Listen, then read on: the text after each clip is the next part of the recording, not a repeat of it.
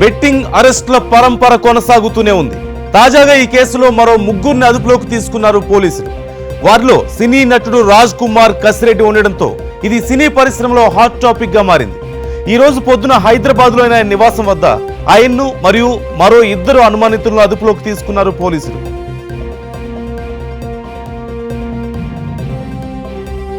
ఏదో IPL, world cup, India Pakistan వంటి మ్యాచ్లకు betting నిర్వహిస్తుంటారు అనుకుంటే మీరు డక్ అవుట్ అయినట్లే. దేశంలో రంజీలు మొదలుకొని ఆఫ్ఘనిస్తాన్, బంగ్లాదేశ్ వంటి చిన్న చితక మ్యాచ్లకు కూడా బెట్టింగ్లు జోరుగానే సాగుతున్నాయి. ఇతను రాజావారు, రాణివారుతో మొదలై అక్కడి నుంచి అంచెలంచెలుగా ఎదిగాడు.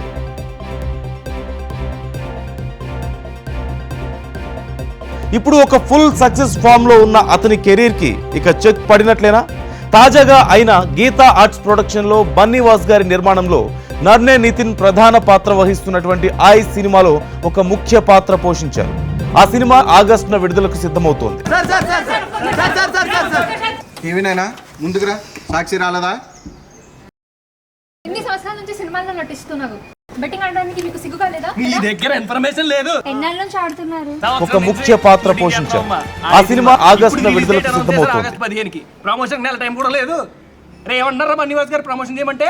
బన్నీవాస్ గారు బాగా గుర్తు చేసావు. బన్నీవాస్ గారి గురించి చెప్పాలి. సంవత్సరం నుంచి సినిమా చేస్తున్నాం. ఆయన అప్పుడప్పుడు సెట్లో కనపడేవారు. ఏమన్నా అడిగాం అనుకో, సార్ మన ఉన్నాను సార్ అనేవారు.